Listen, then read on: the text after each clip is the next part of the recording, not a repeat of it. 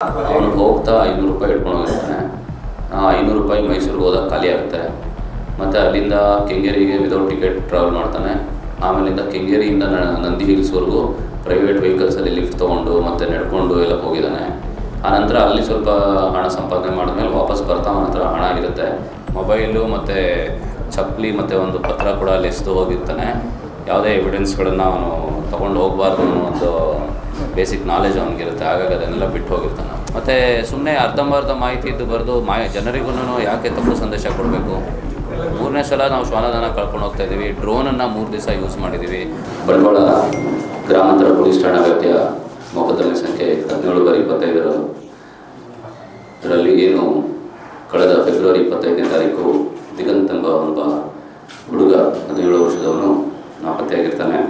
ಆ ಸಂಬಂಧ ಅವತ್ತಿಂದ ಪ್ರಕರಣ ದಾಖಲಾದ ನಂತರದಿಂದ ತನಿಖೆಯನ್ನು ಮುಂದುವರಿಸ್ತಾ ಒಂದು ವಿಶೇಷ ತನಿಖಾ ತಂಡವನ್ನು DSP ಬಂಟ್ವಾಳ ಅವರ ನೇತೃತ್ವದಲ್ಲಿ ನಾವು ರಚಿಸಿ ಅವರ ಒಂದು ನೇತೃತ್ವದಲ್ಲಿ ಸುಮಾರು 7 ತಂಡಗಳನ್ನು ರಚನೆ ಮಾಡಿ ಸಾಕಷ್ಟು ಅಧಿಕಾರಿಗಳು ಮತ್ತು ಸಿಬ್ಬಂದಿಗಳನ್ನು ಒಳಗೊಂಡಂತೆ ಈ ತನಿಖಾ ತಂಡ ಕೆಲಸ ಮಾಡ್ತಾಯಿತ್ತು. ಸುಮಾರು 10 ದಿನಗಳ ಕಾಲ ತನಿಖೆಯನ್ನು ಮಾಡಿದ ನಂತರ ಅದು ವಿವಿಧ ಆಯಾಮಗಳಲ್ಲಿ ಏನು ಸಾಮಾಜಿಕ ಜಾಲತಾಣಗಳಲ್ಲಾಗಿರ್ಬೋದು, ನಾಗರಿಕರಲ್ಲಾಗಿರ್ಬೋದು ಮತ್ತು ಬೇರೆ ಬೇರೆ ವಿವಿಧ ಕಡೆಗಳಿಂದ ಬಂದಂಥ ಎಲ್ಲ ಮಾಹಿತಿಗಳ ಆಧಾರದ ಮೇಲೆ ಸಾಕಷ್ಟು ಆಯಾಮಗಳಲ್ಲಿ ತನಿಖೆಯನ್ನು ಮಾಡ್ತಿದ್ದಂಥ ಸಂದರ್ಭದಲ್ಲಿ ನಿನ್ನೆ ಅಂದರೆ ದಿನಾಂಕ 8ನೇ ತಾರೀಕು ಮಾರ್ಚ್ರಂದು ಕಾಣೆಯಾಗಿದ್ದ ವಿದ್ಯಾರ್ಥಿ ಏನು ಅವನು ಉಡುಪಿಯಲ್ಲಿ ನಿನ್ನೆ ಪತ್ತೆಯಾಗಿದ್ದಾನೆ. ಮತ್ತು ಆ ಹುಡುಗನ್ನ ಕರ್ಕೊಂಡು ಬಂದು ನಾವು ವಿಚಾರಣೆಗೊಳಪಡಿಸಿದಾಗ ಆತ 26ನೇ ತಾರೀಕು 27ಕ್ಕೆ ಎಕ್ಸಾಮ್ ಇದ್ದಿದ್ದಲ್ಲ, 3ನೇ ತಾರೀಕಿಂದ ಅವನಿಗೆ ಎಕ್ಸಾಮ್ ಸ್ಟಾರ್ಟ್ ಆಗಬೇಕಾಯಿತು. 2ನೇ PUCದು. ಆ ಎಕ್ಸಾಮ್ಗೆ ಅವನು ಪ್ರಿಪರೇಷನ್ನು ತಕ್ಕ ಮಟ್ಟಿಗೆ ಮಾಡದೇ ಇದ್ದಿದ್ದರಿಂದ ಸ್ವಲ್ಪ ಹೆದರಿ ಅವನು ಮನೆ ಬಿಟ್ಟು ಹೋಗಿದ್ದಾಗಿ ಸ್ಟೇಟ್ಮೆಂಟ್ ಕೊಟ್ಟಿರ್ತಾನೆ. ಆ ಸಲುವಾಗಿ ನಾವು ಕೂಡ ಸ್ಟೇಟ್ಮೆಂಟ್ ಮಾಡಿಕೊಂಡು ಅವನನ್ನು CWC ಮುಂದೆ ಹಾಜರುಪಡಿಸಿ ನಂತರ ಅವನ ಬಾಲಕರ ಬಾಲಮಂದಿರ ಬೋಂಡೆಲಲ್ಲಿ ಬಿಟ್ಟಿರ್ತೀವಿ. ಮತ್ತು ಏನು ಕಾನೂನು ಕ್ರಮ ಜರುಗಿಸಬೇಕು, ಮುಂದೆ ಅವರು ಉಚ್ಚ ನ್ಯಾಯಾಲಯದಲ್ಲಿ ಅವರು ರಿಟ್ ಪಿಟಿಷನ್ ಹಾಕಿರೋದ್ರಿಂದ ಅಲ್ಲಿ ಕೂಡ ಅವನು ಪ್ರೊಡ್ಯೂಸ್ ಮಾಡಬೇಕಾಗುತ್ತೆ. ಅದನ್ನು ನಾವು ಮಾಡಿ ನಂತರ ಮಾನ್ಯ ನ್ಯಾಯಾಲಯ ಏನು ಆದೇಶ ಕೊಡ್ತೋ ಅದರನುಸಾರ ನಾವು ಅವನನ್ನು ಫ್ಯಾಮಿಲಿಗೆ ಒಪ್ಪಿಸೋದು ಅಥವಾ ಬೇರೆ ಹಾಸ್ಟೆಲ್ ಇಡೋದು ಅನ್ನೋದ್ರ ಬಗ್ಗೆ ಕ್ರಮ ವಹಿಸ್ತೀವಿ.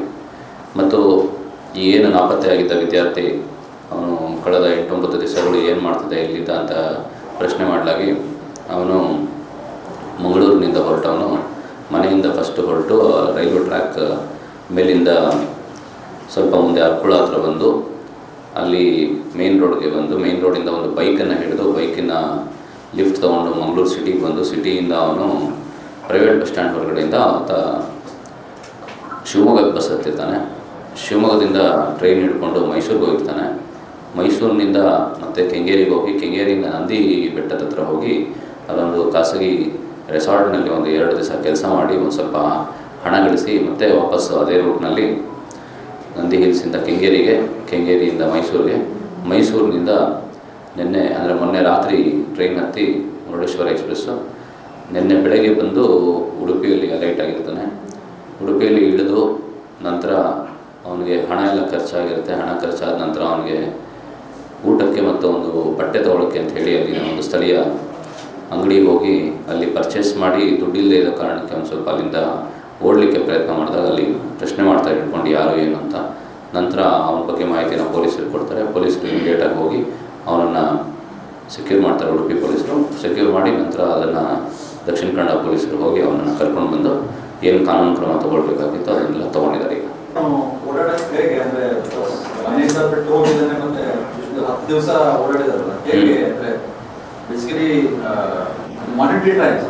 ಅವನು ಹೋಗ್ತಾ 500 ರೂಪಾಯಿ ಇಟ್ಕೊಂಡು ಹೋಗಿರ್ತಾನೆ. ಆ 500 ರೂಪಾಯಿ ಮೈಸೂರಿಗೆ ಹೋದಾಗ ಖಾಲಿ ಆಗುತ್ತೆ. ಮತ್ತು ಅಲ್ಲಿಂದ ಕೆಂಗೇರಿಗೆ ವಿದೌಟ್ ಟಿಕೆಟ್ ಟ್ರಾವೆಲ್ ಮಾಡ್ತಾನೆ. ಆಮೇಲಿಂದ ಕೆಂಗೇರಿಯಿಂದ ನಂದಿ ಹಿಲ್ಸ್ವರೆಗೂ ಪ್ರೈವೇಟ್ ವೆಹಿಕಲ್ಸಲ್ಲಿ ಲಿಫ್ಟ್ ತೊಗೊಂಡು ಮತ್ತು ನಡ್ಕೊಂಡು ಎಲ್ಲ ಹೋಗಿದ್ದಾನೆ. ಆನಂತರ ಅಲ್ಲಿ ಸ್ವಲ್ಪ ಹಣ ಸಂಪಾದನೆ ಮಾಡಿದ್ಮೇಲೆ ವಾಪಸ್ ಬರ್ತಾ ಅವನ ಹತ್ರ ಹಣ ಇರುತ್ತೆ. ಅದು ಕೂಡ ಬಂದು 2 ದಿವಸ ಮೈಸೂರಲ್ಲಿ ಸುತ್ತಾಡಿ ಅಲ್ಲಿ ಹಣ ಖರ್ಚಾದ ಮೇಲೆ ಟ್ರೈನ್ ಟಿಕೆಟಿಗೆ ಮಾತ್ರ ದುಡ್ಡಿರುತ್ತೆ. ಅಲ್ಲಿಂದ ಉಡುಪಿಗೆ ಬರ್ತಾನೆ ಅವನು ಮಂಗಳೂರು ಟ್ರೈನ್ ತೊಗೊಂಡು. ಉಡುಪಿಯಲ್ಲಿ ಯಾವುದು ಹಣ ಇದ್ದಿದ್ದರ ಕಾರಣಕ್ಕೆ ನಿನ್ನೆ ಅಲ್ಲಿ ಪರ್ಚೇಸ್ ಮಾಡೋಕ್ಕೆ ಹೋದಾಗ ಸಿಕ್ಕಾಕೊಂಡಿರುವಂಥದ್ದು. ಸರ್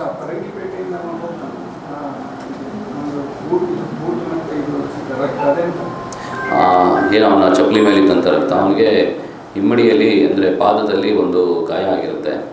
ಆ ಗಾಯದ ರಕ್ತ ಅವನು ಚಪ್ಪಲಿ ಬಿಟ್ಟು ಅದ್ರ ಮೇಲೆ ಕಾಲಿಟ್ಟು ಒರೆಸ್ತಾನೆ ಚಪ್ಪಲಿನ, ಆಗ ಅದನ್ನು ಅಂಟ್ಕೊಂಡಂಥ ರಕ್ತ ಅಂತ ಆ ಹುಡುಗ ಕೊಟ್ಟಿರೋಂಥ ಸ್ಟೇಟ್ಮೆಂಟ್. ಗೊತ್ತಿಲ್ಲ, ಅವನಿಗೂ ಗೊತ್ತಿಲ್ಲ ಯಾರು ಅಂತ. ಜಸ್ಟ್ ರ್ಯಾಂಡಮ್ ಆಗಿ ಅವನು ಕೈ ಹಾಕಿದಾನೆ, ನಿಲ್ಲಿಸಿದರೆ ಕರ್ಕೊಂಡು ಬಂದ್ಯಾರು. ನಿನ್ನೆ ಅವರು ತಾಯಿಗೆ ಫೋನ್ ಮಾಡುವ ಸಂದರ್ಭದಲ್ಲಿ ನನ್ನನ್ನು ಯಾರು ಎತ್ಕೊಂಡು ಹೋಗಿದ್ದಾರೆ ಅಂತ ಹೇಳಿದ್ದಾನೆ.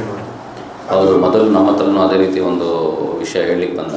ನಂತರ ನಾವು ಅವನ್ನ ಡೀಟೇಲ್ ಆಗಿ ಸ್ವಲ್ಪ ಸಮಾಧಾನಪಡಿಸಿ ಊಟ ಮಾಡಿಸಿ ಕ್ವೆಶನ್ ಮಾಡಿದಾಗ ನಂತರ ಅವನು ಇಲ್ಲ ಈ ರೀತಿ ಎಕ್ಸಾಮ್ಗೆ ಎದುರ್ಕೊಂಡು ನಾನು ಹೋದೆ ಅಂತ ಇರೋ ವಿಷಯನ ನೇರವಾಗಿ ಹೇಳಿರ್ತಾನೆ. ನಮಗೂ ಫಸ್ಟ್ ಕಳವಳ ಆಯಿತು, ಯಾರಾದರೂ ಈ ಥರ ಏನಾದ್ರು ಆಗಿರ್ಬೋದು ಅಂತ. ಬಟ್ ಆ ರೀತಿ ಯಾವುದೂ ನಡೆದಿಲ್ಲ. ಇಂಟೆನ್ಷನ್ ಏನಿತ್ತು ಅಂದರೆ ಇಷ್ಟು ಕರೆಸ್ಪಾಂಡಿಂಗ್ ಆಗಿದೆ ಎಕ್ಸಾಮ್ ಮುಗಿಯೋ ತನಕ ಮಾತ್ರನಾ ಅಲ್ಲ ಆ ಥರ ಏನಾದರೂ ಇತ್ತಾ ಅದು ಚೆಕ್ ಮಾಡಿ. ಈಗ ನಮಗೆ ಅವನು ಹೇಳಿದ್ದು ಎಕ್ಸಾಮಿನ ಒಂದು ಭಯದಿಂದ ಹೋದೆ ಅಂತ. ಬಟ್ ಅವ್ನು ಎಷ್ಟು ದಿನ ಹೊರಗಡೆ ಇರಬೇಕು ಅಂತಿದ್ದ ಅನ್ನೋದು ನಾವು ತಿಳ್ಕೊಬೇಕಾಗತ್ತೆ. ಸದ್ಯಕ್ಕೆ ಅವನ ಹತ್ರ ಏನೂ ಉತ್ತರ ಇರಲಿಲ್ಲ ಆ ಪ್ರಶ್ನೆಗೆ.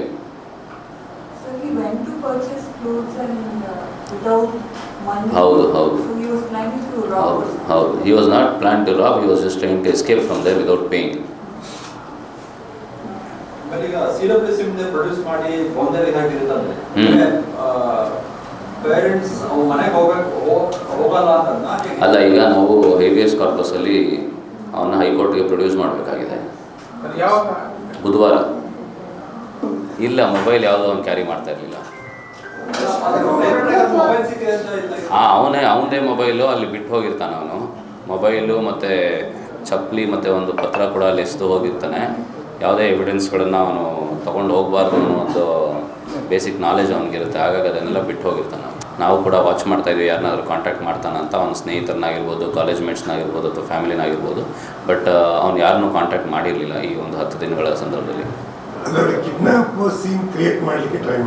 ಇಲ್ಲ ಇಲ್ಲ ಇಲ್ಲ, ಅವನ ಮನಸ್ಸಲ್ಲಿ ಯಾವುದನ್ನು ಸೀನ್ ಕ್ರಿಯೇಟ್ ಮಾಡಬೇಕು ಮತ್ತೊಂದಂತೇನಿಲ್ಲ. ಇದು ಜಸ್ಟ್ ರ್ಯಾಂಡಮ್ಲಿ ಅದನ್ನು ಬಿಟ್ಟು ಹೋದ ಅಷ್ಟೇ. ಮತ್ತು ಅದನ್ನು ತೊಗೊಂಡು ಹೋದರೆ ಏನಾದ್ರು ಎವಿಡೆನ್ಸ್ ಸಿಗ್ಬಹುದೇನೋ ಮೊಬೈಲೆಲ್ಲ ತೊಗೊಂಡು ಹೋದ್ರೆ ಅನ್ನೋ ಕಾರಣಕ್ಕೆ.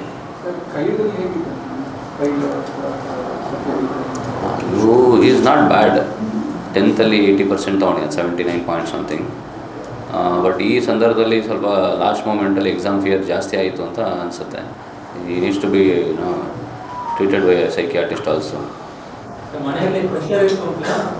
ಇಲ್ಲ, ಆ ಥರ ಅವನೇನು ಹೇಳಿಲ್ಲ.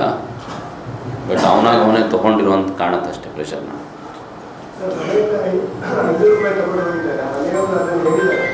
ಹೌದು, ಹೇಳಿದ್ದಾರೆ. ಅವನ ಹತ್ರ ದುಡ್ಡು ಇಷ್ಟಿತ್ತು ಅಂತ ನಮಗೆ ಹೇಳಿದರು ಅವರು. PCMB ಫಸ್ಟ್ ದಿನದಿಂದ ಹಿಡಿದು ಕೊನೆಯವರೆಗೂ ಪ್ರಾಮಾಣಿಕವಾಗಿ ಎಲ್ಲ ಎಫರ್ಟ್ಸ್ನ ಹಾಕಿ ಅದು ಒಂದಲ್ಲ 7 ಟೀಮ್ ಮಾಡಿ ನಾವು ಕೆಲಸ ಮಾಡಿದ್ದೀವಿ. ಯಾವ ಕಾರಣಕ್ಕೂ ಪೊಲೀಸ್ ವೈಫಲ್ಯ ಅನ್ನೋ ಪ್ರಶ್ನೆನೇ ಬರೋದಿಲ್ಲ ಇಲ್ಲಿ. ಕೊನೆಯ ದಿನದಲ್ಲಿ ಪೊಲೀಸ್ ನೋಡಿ, ಕೊನೆಯ ದಿವಸದಲ್ಲಿ ಹೋಯ್ತು ಹೌದು, ಆದರೆ ಮುಂಚೆ ಹೋಗಿಲ್ಲ ಅಂತ ಯಾರು ಹೇಳಿದ್ದು? ನಾವು ಡೇ 1 ಅಲ್ಲಿ ಸರ್ಚ್ ಮಾಡ್ತಾಯಿದ್ದೀವಿ. ಅಲ್ಲಿದ್ದು ಶ್ವಾನದಳನ ನೆನ್ನೆನೂ ಯಾರೋ ಬರೆದಿದ್ರು, 10ನೇ ದಿನ ಶ್ವಾನದಳ ತೊಗೊಂಬಂದಿದ್ದಾರೆ, ಇದು ನಿರ್ಲಕ್ಷ್ಯತೆ ಕಾಣುತ್ತೆ ಅಂತ. ಅವ್ರು ಮಾಹಿತಿ ಇಲ್ಲ ಅಂದರೆ ಬರೀಬಾರ್ದು. ಅದು 3ನೇ ಸಲ ಶ್ವಾನದಳ ಕರ್ಕೊಂಡು ಹೋಗ್ತಾ ಇರೋದು. ಮತ್ತು ಸುಮ್ಮನೆ ಅರ್ಧಂಬರ್ಧ ಮಾಹಿತಿ ಇದ್ದು ಬರೆದು ಜನರಿಗೂ ಯಾಕೆ ತಪ್ಪು ಸಂದೇಶ ಕೊಡಬೇಕು? 3ನೇ ಸಲ ನಾವು ಶ್ವಾನದಳ ಕರ್ಕೊಂಡು ಹೋಗ್ತಾ ಇದ್ದೀವಿ. ಡ್ರೋನನ್ನು 3 ದಿವಸ ಯೂಸ್ ಮಾಡಿದ್ದೀವಿ. ಅದೇ ಜಾಗನ ನಾವು 3 ಸಲ ಕೋಂಬಿಂಗ್ ಮಾಡಿದ್ದೀವಿ. ನೆನ್ನೆ ಸ್ವಲ್ಪ ಹೆಚ್ಚಿನ ಸಿಬ್ಬಂದಿ ಹಾಕಿ ಕೋಂಬಿಂಗ್ ಮಾಡಿದ್ದೇವೆ ಅಷ್ಟೇ. ಹಾಗಾಗಿ ಯಾವುದೇ ರೀತಿಯ ಪೊಲೀಸ್ ನಿರ್ಲಕ್ಷ್ಯತೆ ಆಗಲಿ ವೈಫಲ್ಯತೆ ಆಗಲಿ ಈ ಕೇಸಿನಲ್ಲಿ ಆಗಲಿ ಬೇರೆ ಯಾವುದೇ ಕೇಸ್ನಲ್ಲಿ ನಾವು ತೋರಿಸಿಲ್ಲ, ಮುಂದೆ ಕೂಡ ತೋರಿಸೋದಿಲ್ಲ. ಹೌದು, ಅವನು ಅದೇ ಸಮಯದಲ್ಲಿ ಟ್ರೈನ್ ಪಾಸ್ ಆಗುತ್ತೆ ಒಂದು ಮುರುಡೇಶ್ವರ ಎಕ್ಸ್ಪ್ರೆಸ್ಸು. ಆ ಸಮಯದಲ್ಲಿ ಅವನು ಅಲ್ಲಿ ಕೂತು ಎಲ್ಲ ಅಬ್ಸರ್ವ್ ಮಾಡ್ಕೊಂಡು ಹೋಗಿದ್ದಾನೆ.